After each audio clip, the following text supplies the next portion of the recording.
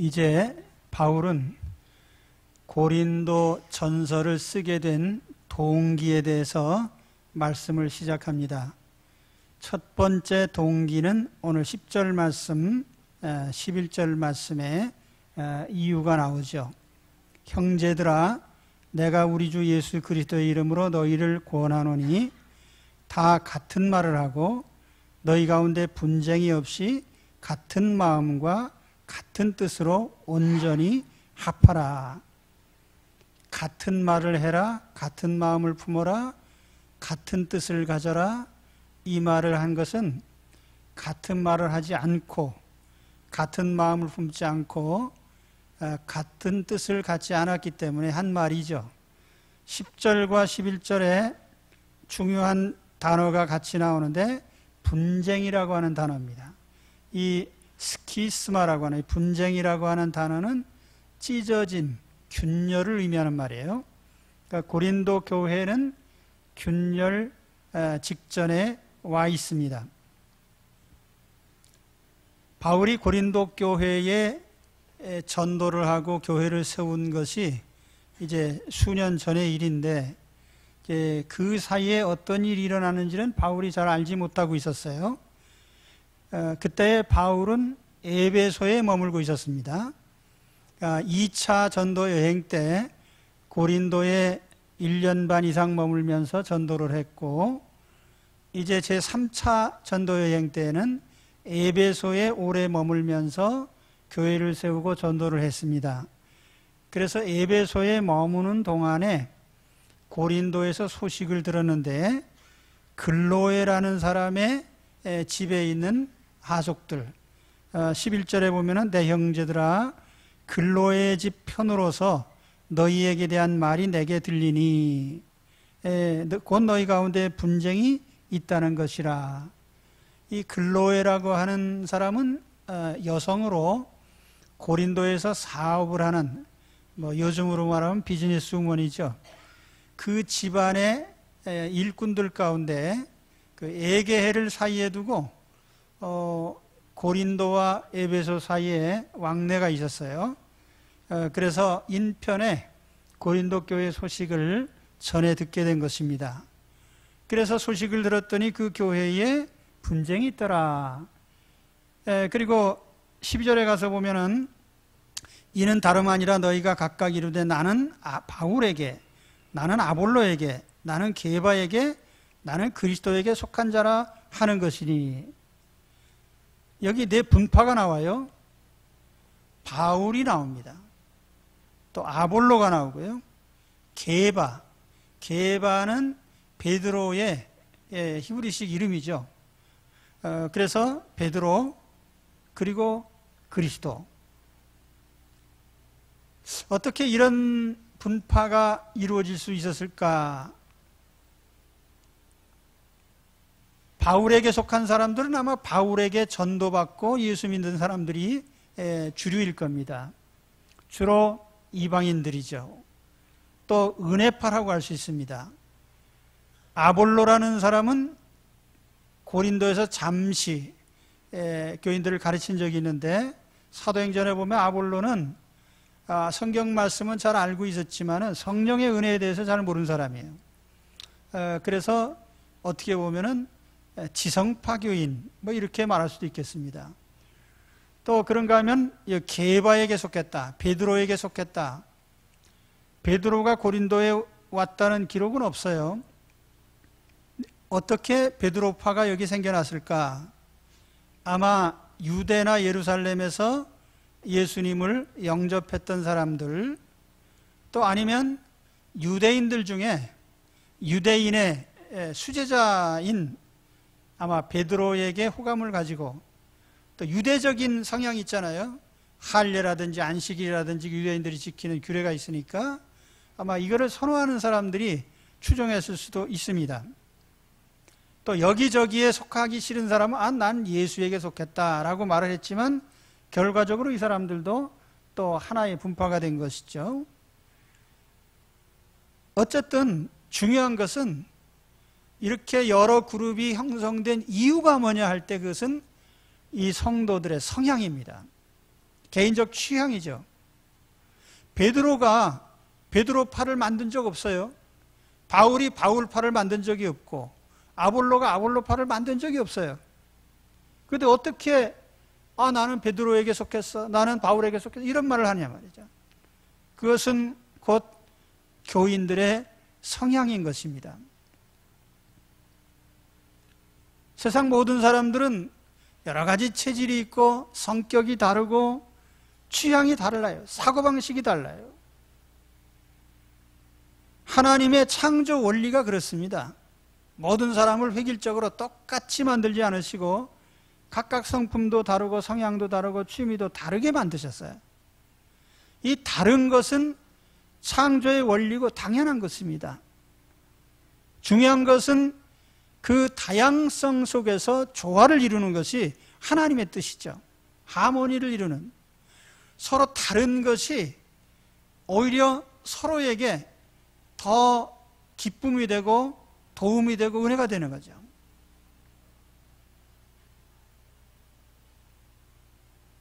그렇기 때문에 오늘 우리는 서로 다른 것이 어떤 나눔이나 분열의 원인이 되어서는 안 됩니다. 서로 다른 것이 오히려 우리에게는 화합의 계기가 되어야 돼요.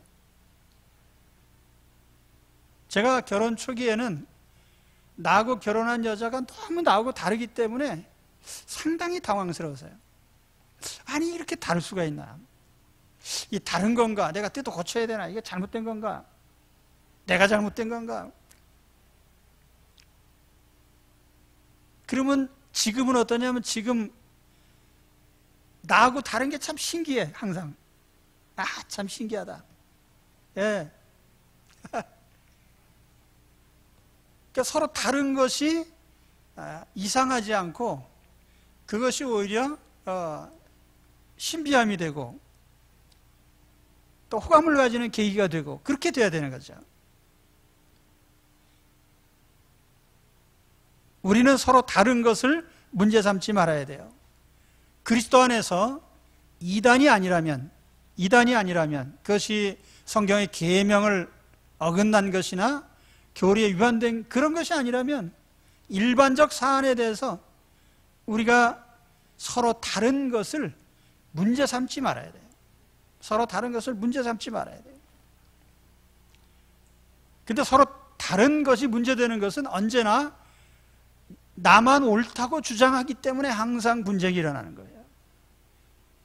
내가 옳아, 나만 옳아.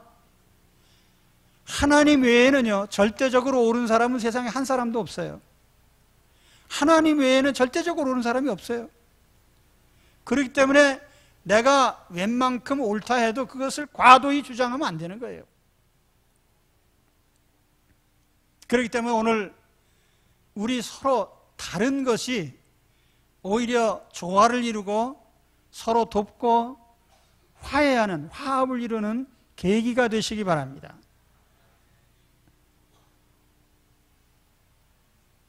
그리고 오늘 말씀에 보면은 온전히 합하라는 말씀이 나와요. 10절 마지막에 같은 뜻으로 온전히 합하라. 이 온전히 합하라는 말이 우리말로 두 단어로 되어 있는데 헬라어는 한 단어입니다. 이 한 단어를 영문으로 번역할 때는 perfectly join together, 완벽하게 서로 합쳐라 말이에요. join, 서로 결합하라는 뜻이에요. 완벽하게 결합하라. 이건 뭘 말하냐면 공동체라는 것은 완벽한 하나의 결합체다 라는 이 기본적인 생각을 말씀하는 거예요. 교회 공동체 하나의 시스템이에요. 가정 공동체 하나의 시스템이에요. 하나님이 지으신 세계를 가만히 보면 개체도 있지만 언제나 전체가 한 덩어리로 움직입니다. 태양계 하나죠. 태양을 중심으로 한 행성들, 위성들이 질서정연하게 움직이고 있습니다. 하나의 시스템으로 존재하는 거예요. 산에 있는 숲도 나무들이 제멋대로 자라는 것 같지만은 하나하나가 서로 영향을 줍니다.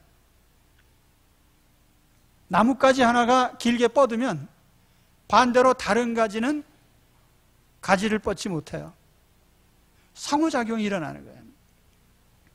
독일의 유명한 흑림이라는 숲이 있습니다. 독일어로 하면 슈바르츠발트라고 하는데요. 블랙 포리스트입니다. 검은 숲. 이게 200년 전부터 독일 사람들이 녹화 사업을 시작을 했는데 가뭄비 나무라고 하는 침엽수를 대대적으로 심었어요. 그래서 어마어마한 면적의 이 나무를 심었는데 우리나라의 지리산의 20배 정도 되는 어마어마한 넓이의 이 침엽수림이 생겨났습니다. 그래서 좋아했는데 이게 언제 문제가 되느냐? 1990년에 폭풍으로 말미암아서 독일 전역에서 1억 입방미터의 나무가 쓰러졌어요. 1999년에는 독일 남부에서 2,700만 입방미터의 나무가 뿌리 뽑혔습니다. 이 분량이 어느 정도냐 하면은 대한민국에서 1년 동안에 생산되는 모든 목재의 27배, 어마어마한 나무가 쓰러지고 망가졌단 말이에요. 그 왜 그러냐? 근데 가뭄비 나무가 뿌리가 옆으로 뻗어요. 여러분 산에 가서 나무를 식재해 보시면 알지만 소나무는 매우 단단합니다. 아래 옆으로 다 굵은 뿌리를 내리는데 잣나무는 주로 가는 뿌리가 옆으로 뻗습니다. 그래서 제가 자주 가는 산에 어느 해 가서 보니까 잣나무가 한 3분의 1은 다 쓰러져 있어요. 그 왜 그런가 했더니 폭설이 내리는 바람에 다 옆으로 쓰러진 거예요. 그러니까 나무는 특성이 있습니다. 뿐만 아니라 이 가뭄비나무 침엽수가 잎사귀가 떨어져 가지고 토양을 산성화시킨다는 것이 알려지게 됐습니다. 그러니까 숲 전체가 생태적으로는 건강하지 못한 숲이 된 거죠. 그래서 원래 화렵수 70%에 침엽수 30%를 이렇게 자연 상태에서 있던 것을 이제 다시 인공림으로 바꿨다가 200년 후에 다시 화렵수 70%, 침엽수 30% 다시 원상태로 복구하는 공사를 한 것입니다. 무엇을 말하냐면은 숲이라고 하는 생태계도 하나의 시스템이라는 거예요.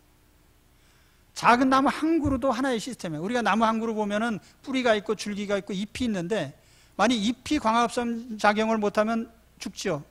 뿌리가 물을 빨아들이지 못해도 죽습니다. 잔뿌리가 없으면 나무가 죽거든요. 그러니까 이러한 모든 한 그루의 나무도 시스템이에요. 우리 인체도 마찬가지입니다. 우리 몸에 보는 것, 듣는 것, 뭐 먹는 것, 소화시키는 것, 분해하는 여러 공정이 우리 안에 있는데 이것이 합쳐져서 하나가 되는 겁니다. 그렇다고 해서 우리가 눈을 따로 떼어낸다든지 뭐 심장 따로 떼어낸다든지 그러면 존재할 수 없는 거예요. 이게 하나의 시스템이에요. 인간 사회가 그렇다는 말입니다. 가정도 가정이라는 시스템이 망가졌는데 그 안에서 가족 혼자 한 사람이 행복하게 지낼 수 있느냐? 그럴 수가 없어요. 국가라는 공동체가 무너졌는데 그러면 국민이 한 사람 한 사람이 행복할 수 있느냐? 그렇지 않단 말이에요. 그래서 이 사회라고 하는 것은 하나의 시스템이에요. 성경은 우리 교회 공동체가 한 몸이다 이렇게 얘기를 합니다. 몸. 이제 앞으로 고린도전서 12장에 가면은 이 얘기를 또 비유적으로 자세하게 합니다. 좀 미리 인용해 보면은 고린도전서 12장 20절에 이런 말씀이에요. 이제 지체는 많으나 몸은 하나라. 27절에 너희는 그리스도의 몸이요 지체의 각 부분이라. 교회를 인체에 비유할 적에 두 가지 특징이 강조돼요. 첫째는 불가분리적이라는 거죠. 나뉠 수 없다는 거죠. 공동체는 개인이 떨어져 나와서 존재할 수 없는, 나뉠 수 없는 불가분리적인 것이고, 또 한 가지는 서로에 대한 존재 가치를 인정하는 거예요. 그래서 눈이 손들어 내가 너를 쓸데없다, 머리가 발들어 내가 너를 쓸데없다 하거나 하지 못하리라. 그렇죠? 그래서 우리 인체를 보면은 생김새나 어떤 외모가 중요한 게 아니라 기능이 중요한 거예요. 얼마나 서로에게 기여하느냐, 얼마나 서로를 위해서 화합하느냐. 그래서 이뿐 아니라 몸에 더 약하게 보이는 지체가 도리어 요긴하고 우리가 몸에 덜 귀히 여기는 그것들을 더욱 귀한 것들로 입혀주며 우리 아름답지 못한 지체는 더욱 아름다운 것을 얻고 우리 아름다운 지체는 요구할 것이 없으니 오직 하나님이 몸을 고르게 하여 부족한 지체에게 존귀를 더하사 몸 가운데서 분쟁이 없고 오직 여러 지체가 서로 같이하여 돌아보게 하셨으니, 이 말씀을 좀 풀어드리면 이런 뜻입니다. 저희 집사람 화장하는 걸 보니까 눈썹에 공을 상당히 들입니다.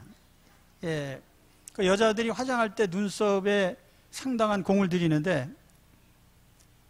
언제가 제가 화장하는데 말 시켰더니 루즈를 갖다가 눈썹에 발라서 눈썹이 빨가면 어떻겠습니까? 괜찮아요. 그래도 사는데 지장 없다고요. 자, 우리가 눈썹에 공을 들이고요, 얼굴에 공을 들이는데 피부가 조금 이상하다고 해서 뭐 문제는 없죠.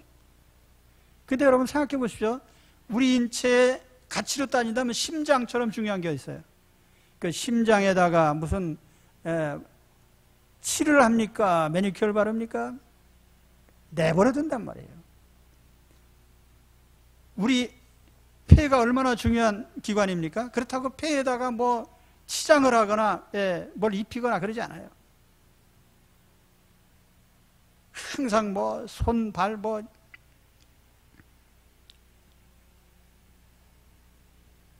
만일 우리 속에 있는 심장이나 간이나 이런 중요한 기관이 나는 왜 관심을 갖지 않느냐, 나는 왜 치장해 주지 않느냐라고 불만을 품는다면 그러면 안 되겠죠. 근데 불만하는 법이 없어요. 왜냐하면 하나님이 그렇게 인체를 만드셨다는 거예요. 자, 우리가 친구 만나러 갑니다. 그때 내 몸을 운반해 주는 건 내 발이죠. 발이 얼마나 고생을 많이 해요. 그래서 반가운 친구 만나가지고 발을 내밀면서 친구 오래간만이네 이렇게는 안 한단 말이에요. 손을 내밀어, 손. 그럼 발이 말하기를, 야, 내가 수고는 다 했는데, 이 수고라는 말도 사실 그 손 숫자, 이 고생할 때 고자예요. 그러니까 손이 수고한다 그래서 이 수고입니다. 그 발이 고생한 건 뭐예요? 족고라고 해야지. 근데 발은요, 체면 있는 자리에 절대로 안 내밀죠. 항상 손을 내밀어요. 영광은 얼굴이 다 받아요. 코가 좀 삐뚤어져도 뭐 산대 지장 없어요. 심장이 삐뚤어지면 안 되거든요. 그런데 모든 영광은 얼굴이 다 받아요. 다시 말하면 교회 공동체 안에 어떤 사람은 뒤에 숨어서 심장처럼 정말 중요한 일들을 말없이 감당한단 말이죠. 그런데 어떤 사람은 수고는 별로 안 했지만 생색을 다 낸단 말이에요. 그래도 아무 소리도 안 하는 것이 우리 인체라는 거예요. 왜냐하면 그래야 화합이 되기 때문에. 공동체는 전체가 하나의 시스템이에요. 완전한 결합체입니다.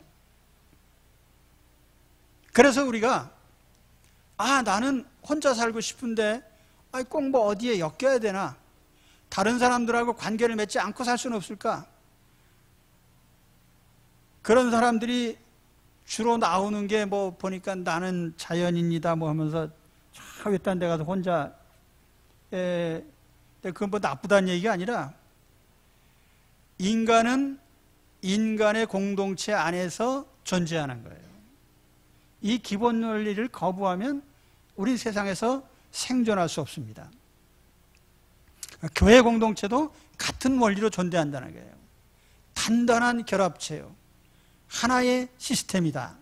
이걸 이제 얘기를 하는 겁니다. 그 다음에 이제 13절로 가서 보면은 바울이 이 교회를 하나 되게 하는 중요한 원리를 얘기하고 있어요.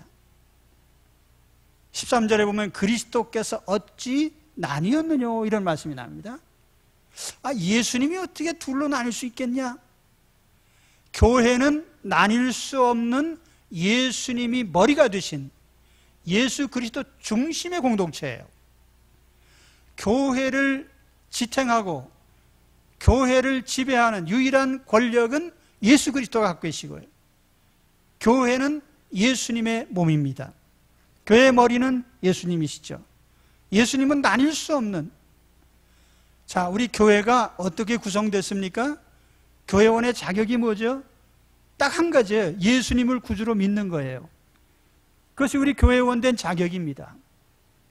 뭐 세상에서 뭘 했는지 일체 따지지 않아요. 과거 어떻게 살았는지도 안 물어요. 예수 그리스도를 구주로 믿느냐, 이 한 가지만 따집니다. 교회의 절대 가치는 예수님밖에 없단 말이에요. 예수님 외에 그 어떤 것에도 절대 가치를 부여하지 않습니다. 오늘날 교회가 다투고 분열하는 원인이 뭐냐면은 예수님 자리에 사람이 앉아있기 때문에 그런 거예요. 세상에 높은 사람들, 세상에 권세 있는 사람들, 부자들이 와서 좌우하는 교회는 다 분열의 소지가 있어요. 세상 많은, 지식이 많은 지식파, 아볼로파, 은사 많이 받은 바울파, 혹은 뭐 유대적인 전승파라고 할까요? 이런 사람들도 교회의 독점자가 될 수 없습니다. 또 인간이 어떤 공로를 세웠다 해도 그 인간이 교회의 머리가 될 수가 없어요.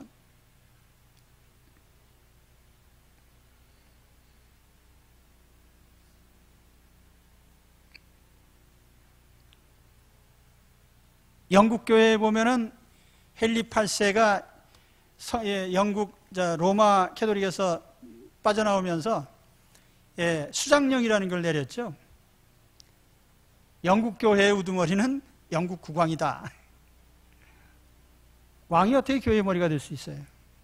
교회의 머리는 예수님이죠. 그렇죠. 이 세상에 아무리 뭐 사람이 많이 모이고 어떤 교회가 됐다 한들 그 교회의 머리는 오직 예수님이에요. 오직 예수님이에요. 목회자가 예수님보다 높은 자리에 있으면 분명히 분열의 소지가 있는 거예요. 예수님보다 교회 장로님이 높고 권사님이 높고 그래도 안 되는 거예요. 교회는 예수님이 유일하신 머리십니다. 예수님이요. 그죠? 그런가 하면 교회의 원리는 십자가입니다. 십자가. 십자가 복음. 예수 그리스도의 십자가로 죄 용서받고 하나님 자녀가 되는 복음의 원리. 이게 교회를 세우는 수단이고 능력입니다. 그래서 바울이 얘기하는 게 뭐예요? 바울이 너희를 위하여 십자가에 못 박혔느냐? 바울의 이름으로 너희가 세례를 받았느냐? 바울은 오히려 세례 준 사람 몇 사람 안 되는 걸 쭉 얘기를 합니다. 아, 내가 몇 사람 세례 안 줬어. 그 세례 안 준 걸 나는 또 감사한다. 왜냐하면 바울이 예수님의 이름으로 세례 주는, 바울의 이름으로 세례 주는 게 아니에요. 혹간가다 우리가 그렇게 생각할 수 있습니다. 어떤 유명한 분에게 세례를 받으면 더 세례의 효과가 있지 않을까. 천만만만의 말씀이죠. 우리가 죄 용서받고 속죄받는 건 예수님의 이름으로 세례받았기 때문에 우리가 용서받는 것이죠. 예수님의 이름으로 세례를 받죠. 예수님의 십자가 공로로 죄 씻음 받는 것이지, 아무리 유명하다고 해서 사람이 세례의 효력을 내는 건 아니란 말이에요.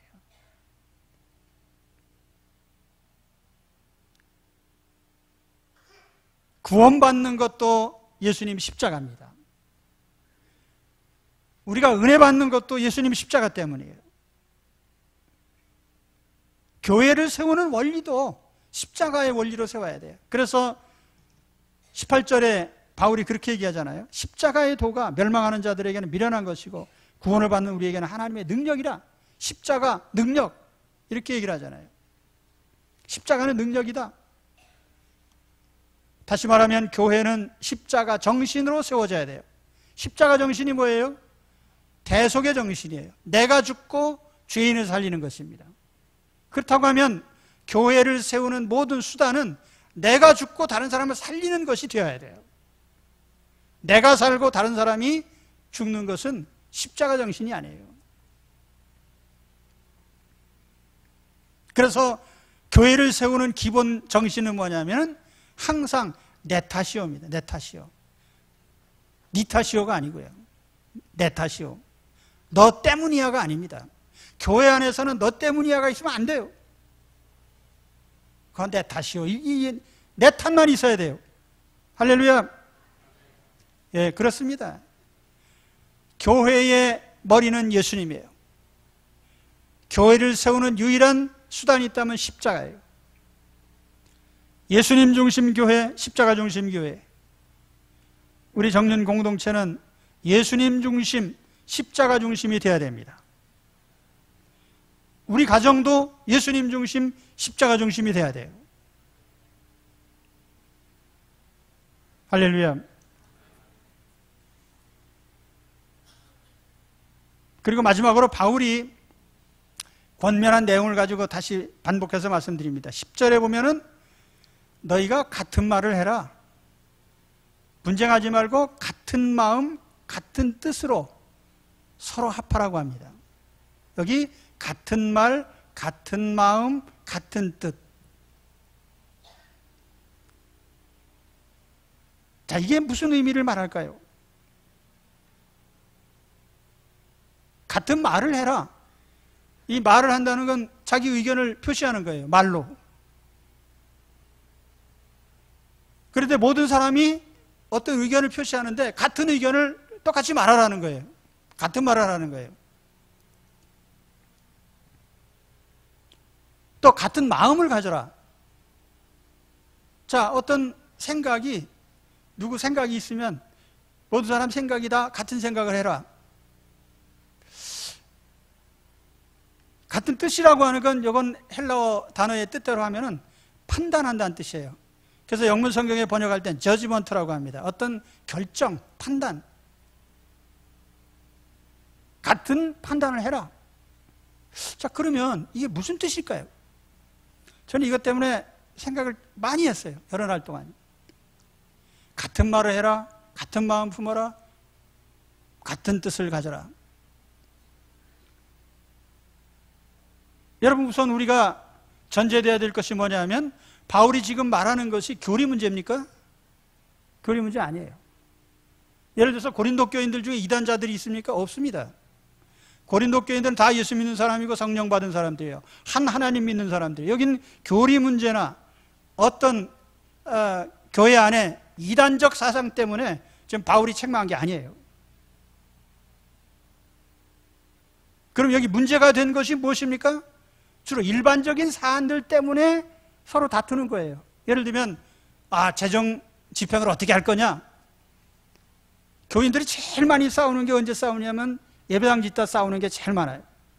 이게 우리끼리 얘기지 뭐. 예. 교회 공동체가 제일 많이 싸우는 게 언제냐면요, 예배당 짓다가 제일 많이 싸워요. 예배당 짓는 일이 얼마나 즐겁고 기쁜 일인데 건축하다 싸워요. 예. 우습죠. 예, 웃지도 않으시네요. 근데 예배당 짓다 싸우는 건 일종의 코미디입니다. 그게 하나님 앞에서. 비유적으로 말하면은 이제 휴가철 되셔가지고 여러분 휴가 가실 텐데 우리 일주일 휴가 내자 가족이. 그리고선 먹을 거 뭐 다 해가지고 싸가지고 갑니다. 출발해서 가는 동안에 이제 문제가 시작이 되죠. 차를 왜 그렇게 과격하게 뭡니까? 천천히 가시오. 쉬어 갑시다. 아이 그냥 가지 뭐 하면서 이렇게 시작해가지고 올 때쯤 되면은 서로 원수가 돼서 온단 말이에요. 그 좋은 일을 시작해가지고 올 때 되면은 이게 도대체 무슨 일이냐 말이에요. 그래서 사실 고린도 교인들도 교리 문제 때문에, 계명을 위반한 것 때문에 바울이 이렇게 얘기한 게 아니에요. 어떤 사안에 대해서 견해들이 다르단 말이에요. 예를 들면 예배당 100평짜리 집시다. 기왕이면 500평짜리 집시다. 뭐 서로 다를 수 있죠. 그럼 그때에 우리에게 중요한 것이 뭐냐면, 제가 여기 생각해 보니까 동의의 정신이다 하는 거예요. 동의. 어그리. 제가 전에 한번 소개해 드린 적이 있는데, 뉴질랜드의 어떤 부부가 한 80년 가까이 결혼 생활을 하실 것 같아요.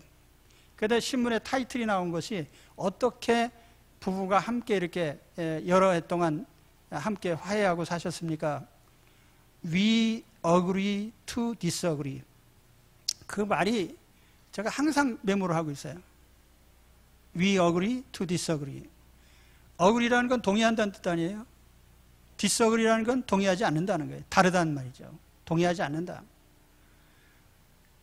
다른 말로 하면은 우리는 서로 동의하지 않는, 같지 않은 것에 대해서 동의한단 말이에요. 서로 다름에 대해서 내가 인정한단 말이에요. 나하고 다른 생각을 가진 것에 대해서 내가 동의를 한단 말이에요. 그러니까 여기 같은 말 해라 이 말은 똑같은 말을 일부러 하라는 것이 아니고, 누가 어떤 말을 했으면 그 말을 반박하거나 비난하지 말고 일단 동의해 주라 그 말이에요. 그러니까 같은 말을 하라 그 말이죠. 그렇죠. 그렇죠. 그러니까 누가 무슨 말을 했대 그러면 아 그거 아닌데 하고 이렇게 들어가면 서로 등지게 될 수밖에 없는 거예요. 근데 누가 무슨 말을 했어요 그러면 아 그래요? 아 그거 참 그 말이 맞습니다 라고 일단 동의를 한단 말이죠. 이게 같은 말을 하는 거예요. 누가 무슨 말을 했는데 반박하는 말로 시작하지 않는단 말이에요. 이거는 우리 공동체에서는 어디나 다 똑같이 적용되는 말이에요. 우리 가정생활하고 부부생활 하는데 아 남편이 무슨 말을 했어요. 아 당신은 왜 그따위로 말을 하느냐 이렇게 하면 그건 이제 안 되는 거고, 아 그래요? 그건 당신 생각이 맞습니다. 근데 내 생각은 이래요. 이렇게 얘기하는 게 그게 제대로 된 거죠. 여당과 야당이 난 정책적으로 볼 때는 거의 뭐 95% 이상 같은 것 같아요. 그런데 그러면 무슨 합의를 하거나 그럴 때는 아 우리는 비슷하지만 이런 점이 다릅니다 이렇게 얘기를 해야 되는데, 서로 그냥 완전히 나하고는 생판 다른 놈인 것처럼 얘기를 해요.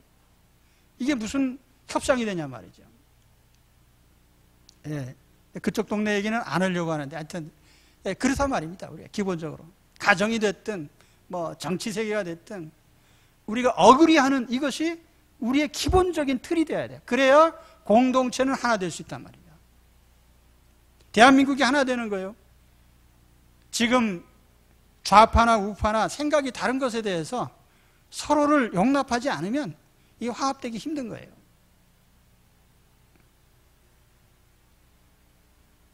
말씀드렸지만 이것은 이단에 관한 얘기가 아니에요. 재정 집행을 하고 건축을 하고 뭐 이런 문제들이, 그건 그렇게 심각하게 싸울 일이 아니에요. 어그리하면 될 일이에요. 서로 간에 같은 마음이라는 것도 같은 그런 의미입니다. 누가 어떤 생각을 했을 때 왜 그렇게 생각하지? 그게 아니라 아 그런 생각도 그건 맞는 생각이다 이렇게 동의해주는 이 기본 정신이 있을 때에 우리는 쉽게 하나가 될 수 있단 말이에요. 이 같은 뜻, 헬라어로 그노메라고 하는데 이것은 어떤 결정을 말하는 겁니다. 다른 말로 하면 자 교회 공동체가 어떤 결정을 했다. 왜 그런 결정을 했어? 이게 아니라 결정했으니까 그게 옳습니다. 그래서 오늘 아주 중요한 바울의 이 권면, 교회 공동체는 하나 되어야 되는 운명 공동체입니다. 그래서 완전히 perfectly joined, 완전히 함께 완벽한 결합체가 되어야 된다. 근데 여기 교회를 결합시키는 원리는 뭡니까? 예수 그리스도 중심, 십자가 중심이다. 예수님이 교회의 유일한 머리고 또 교회를 움직이는 원동력은 십자가란 말이에요. 십자가 정신, 대속의 정신. 그리고 구체적인 방법에 대해서 바울이 말씀했죠. 같은 말을 해라, 같은 마음을 품어라, 같은 뜻으로 하라. 이 같은 뜻, 같은 어떤 교회가 어떤 사람이 결정을 했든지 그 판단을 존중하는 이것이 중요한 거예요. 그렇죠? 그래서 이러한 구체적인 방법을 통해서 오늘 일치와 하나 되는 은혜가 있으시길 바랍니다. 오늘 우리가 속한 교회 공동체, 또 뿐만 아니라 내가 속한 가정공동체, 혹은 내가 속한 어떤 직장, 어느 곳이나 마찬가지죠. 이 원리는 다 적용이 되는 거예요. 그렇죠? 특히 교회 공동체는 예수님 중심, 십자가 중심이고요. 우리가 같은 말, 같은 마음, 같은 뜻을 품어서요, 항상 서로 동의해 주는 데에 화합의 원리가 있습니다. 이 원리대로 실행에 옮기시기를 우리 주의 이름으로 축원합니다. 예, 기도하겠습니다. 하나님 아버지 감사합니다.